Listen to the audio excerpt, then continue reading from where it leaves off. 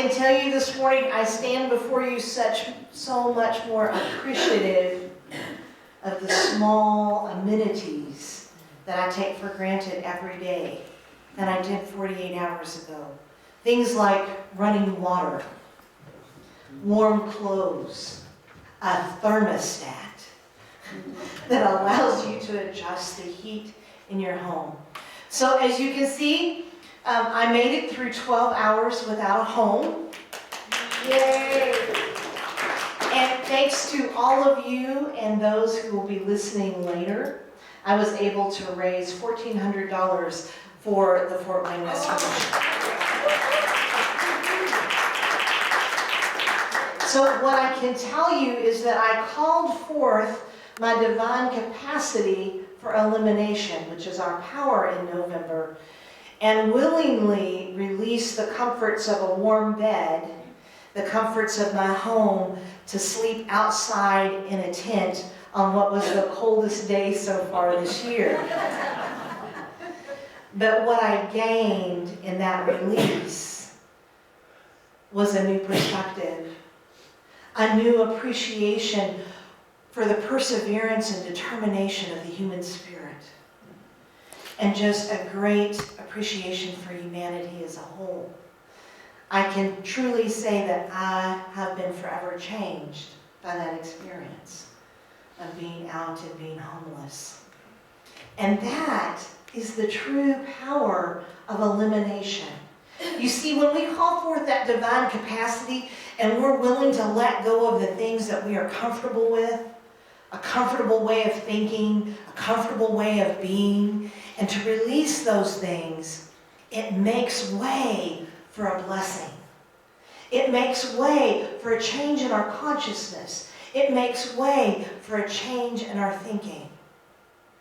And so this morning we continue to look at the Beatitudes and how they are a set of instructions for how to release and let go and to find the blessing that comes when we make space. So if you weren't here last week, or if you've forgotten, I want to remind you that the Beatitudes were a special method of teaching that Jesus used, called precepts. So precepts are concise statements of truth, and they always have to do with a state of mind. You see, long before Charles Fillmore, the co-founder of Unity, thought about the third principle, Jesus was teaching that we create our circumstances, we create our lives through the thoughts that we think and the feelings that we have about those thoughts. And so the Beatitudes are these really short statements that were written like in a poem. There's 8 of them altogether.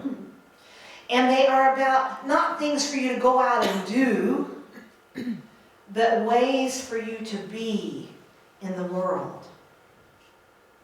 Because your thinking and your feeling, when they are paired together, are the most powerful creative energy in the universe. The most powerful creative energy in the universe. So if you want to change what's going on in your life, change your thoughts and your feelings, and you'll get a different result. And so this morning we start in Matthew 5:5. With our first beatitude.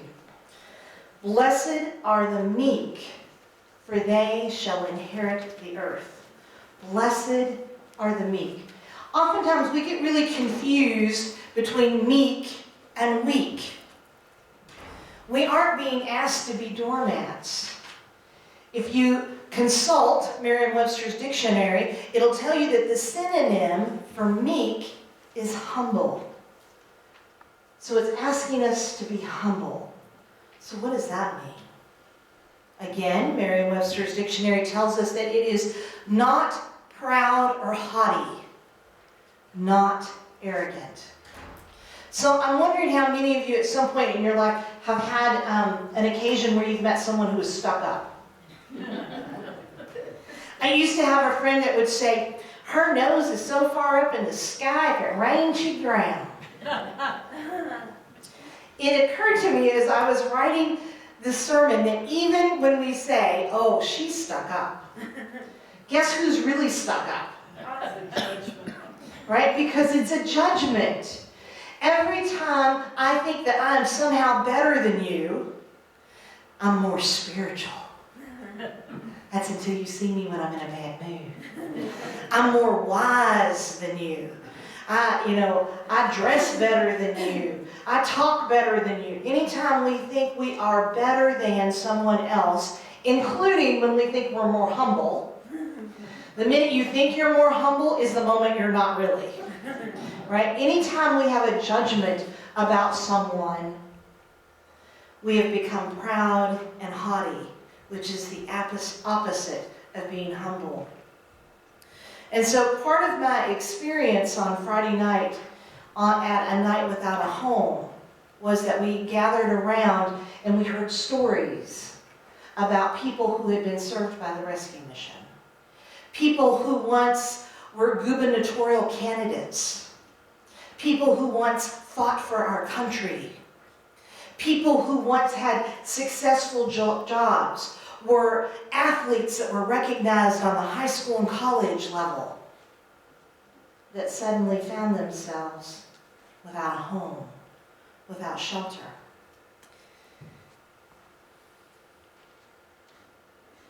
And as I listened to those stories, I was filled with profound humbleness. Because it occurred to me that there were many times in my life when I was one circumstance away from being homeless. I was one job loss away from being homeless. I was one death, one trauma away from addiction.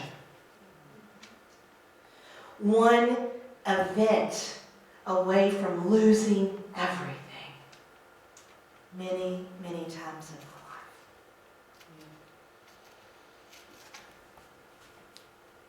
True humbleness, true humility is realizing that there's no difference between them and us.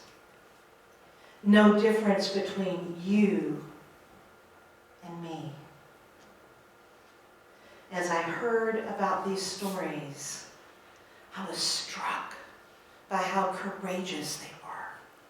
They could have jumped off the Wells Street Bridge. Many have, I found. They could have just given up.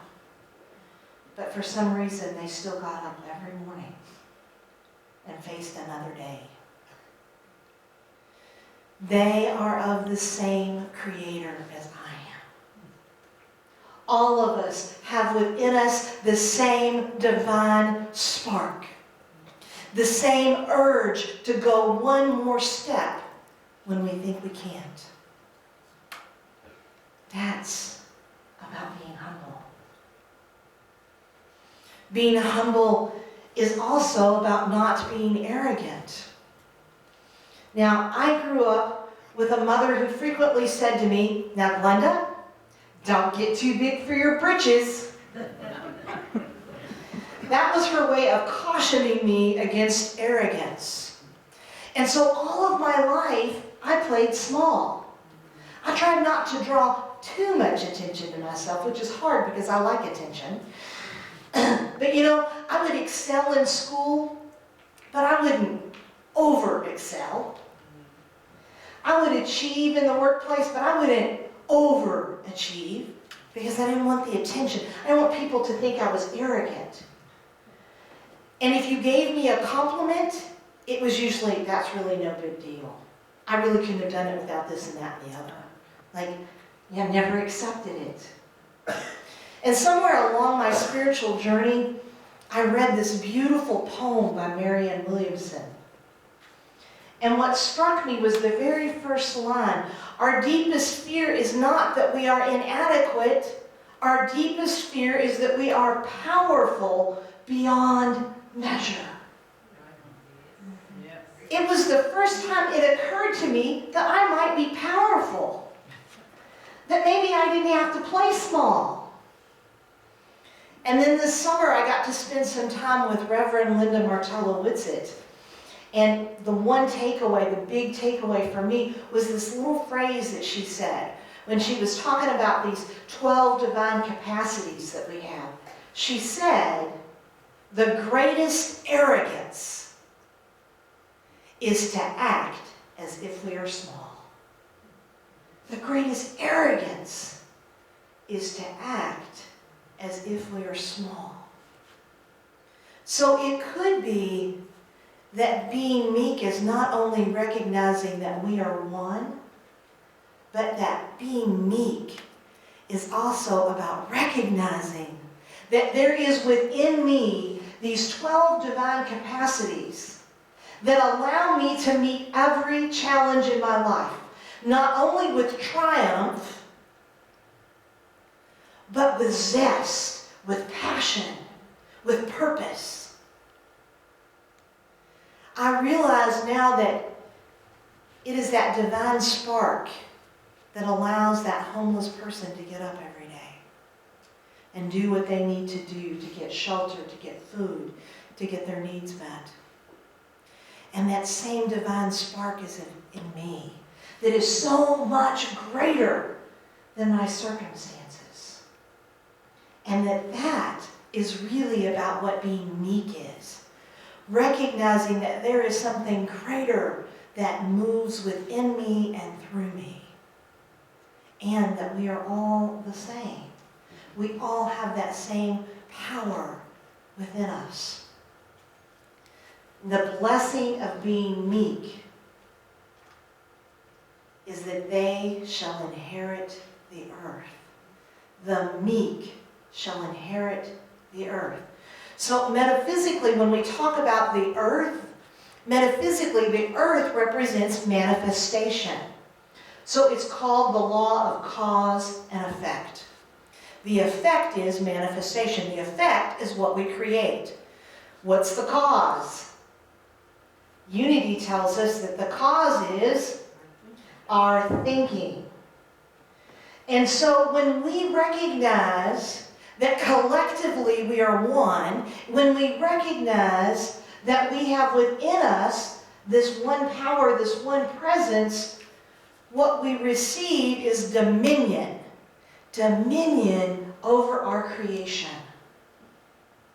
Everything that we see, including the pew you sat in, started with a thought that hooked up with a feeling that created everything around us. And so what we inherit is the ability to change our lives, the ability to change our circumstances, the ability to impact the lives of others. It was very interesting. I had breakfast on Saturday morning at the rescue mission. And so here we are in our multi-layers of clothes, tired, dirty, ragged looking. I'm sure if anyone had pointed and said, "Oh, there goes the minister of unity," they'd been like, "No way, man. She looks homeless." We trudged across Wells Street, walked across the Wells Street Bridge, and as we passed the men that were in line to have breakfast, they applauded us. They applauded us for what we were doing. They who spend every night without a home, they who know what it's like to be hungry, applauded us because we were willing.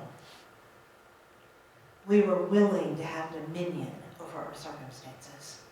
We were willing to choose our thoughts and our feelings to not just change our lives, but to help change the lives of others. That's the power. That's the blessed are the meek, for they shall inherit the earth. Our second beatitude this morning is, blessed are they which do hunger and thirst over righteousness, for they shall be filled. So righteousness, for some of us that causes a bristle, right? For those of us that haven't had any exposure of the Ten Commandments and being righteous, it probably doesn't land anywhere. But oftentimes when we think about righteousness, we think about holier than thou. That it's this immeasurable stick that we can't possibly ever reach. And some of us just give up trying. And sometimes that's not very helpful. Right? Some of us just determine, well, if I can't be righteous, I might as well just go completely the other direction. But righteousness is more than just acting right, right? Which is a movable line depending on who you're talking about. Our co-founder, Charles Fillmore, describes in the revealing word righteousness as a state of harmony, established in consciousness through the right use of God-given attributes. Harmony, established through the right use of God-given attributes. So righteousness is about aligning our thoughts with our true nature.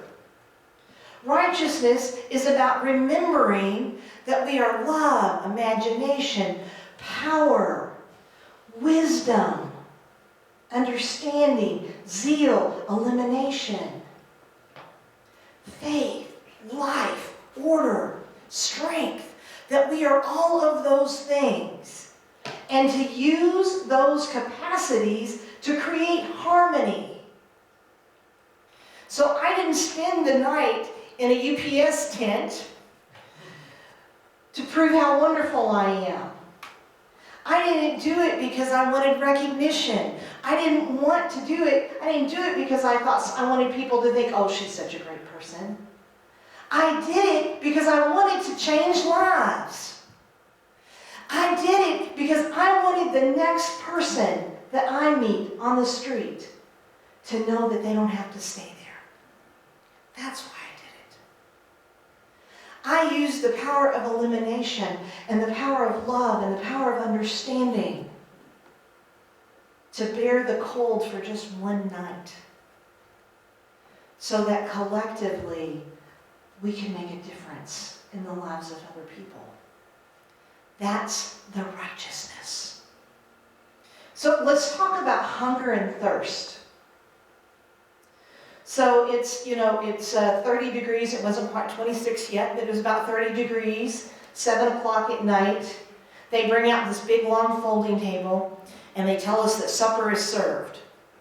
And there's these big pots of vegetable soup, which you can imagine, it's 30-something degrees. By the time you stand in line for longer than 5 minutes, your soup is tepid at best. Then there's a big sheet with all this bread laying out, also in 30-degree temperature, so by the time you get it, it's nice, cold, and hard. But we were so cold and so hungry because we're burning all these calories up being out in the cold. Every one of us was smiling as we ate that soup. Boy, this is the greatest soup you ever ate. This is good stuff. And as I'm eating that bowl of soup in that little styrofoam cup, and I'm gnawing on that piece of bread, I thought, I've really never known what it's like to be hungry. When I even think I'm hungry, I can pull out that debit card and go through any drive-thru I want to. If I'm at home and I'm hungry, I can say, honey, will you make me some popcorn? I can walk to the cabinet and open it up and have a variety of things from which to choose from the minute I even think I might be hungry. Same thing with thirst. I went to bed that night in a UPS tent in a down-filled sleeping bag that's good for 20 degrees and above, a lined, insulated blanket, and sitting next to me was a jug of water. If I thought I was thirsty, I could take a drink. If I got too cold, there was a thermos of hot tea right there at my fingertips. I never had to worry, what if I'm thirsty and I can't find clean water? And yet across the world, there are people who don't know what it's like to drink clean water. across the world, there are people that go to bed hungry for days, who don't know what it's like to be hungry and get that met. We found out on Saturday that the average age of a homeless person in the United States is 9 years old. Wow. 9 years old. The average age. So it occurred to me that I've never in my life been truly hungry, been truly thirsty, not in the way that it's referenced in the Beatitudes. To hunger and thirst, when they talk about it in the Bible, is to have a strong, unquenchable desire. A strong, unquenchable desire.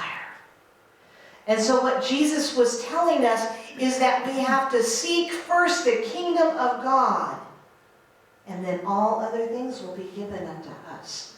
That we first have to, with an unquenchable desire, look for truth. With an unquenchable desire, we have to reach for the highest thought. We have to reach for the highest feeling. But to do that, we have to be made empty. We have to become hungry. And that's where the power of elimination comes in when we talk about renouncing. So renouncing is about releasing and letting go. It also occurred to me this week, long before I had my homeless experience, there came a point in time on Wednesday when I said, I have to shut down media.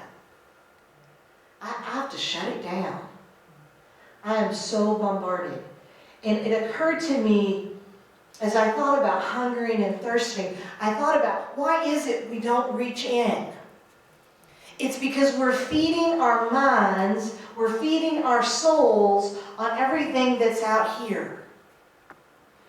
On texting, on watching the TV, on listening to the radio, on Facebook, on Instagram, on all of it. We feed ourselves on all of this hate and this discontent and this worry and this fear and this doubt. And then we wonder why we can't sleep at night. We wonder why we don't have peace. So before we can be hungry and thirsty for truth, we have to be willing to release and let go. To let go of all of our thoughts that are full of doubt, full of fear, full of worry, to release them and let them go. So that we can be open to being hungry and thirsty for the truth. Because the truth is, all is well. The truth is there is one power and one presence in every moment. And that no matter what happens, in the end, it can never be less than good. Never be less than that. Ever. And so when we hunger and we thirst for righteousness, the blessing is that we are filled. That we are filled with truth. That we are filled with a gratitude that is overflowing. That we are filled with a holy love. That we are filled with the indomitable Spirit that will not let us fall. Today, as you leave here, I pray that you remember who you are and who we are. That you see me and that we see each other as the light that we are. I also pray that you become hungry and thirsty that you put away everything that's comfortable, that you put away every thought that's familiar, so that you can be filled. May you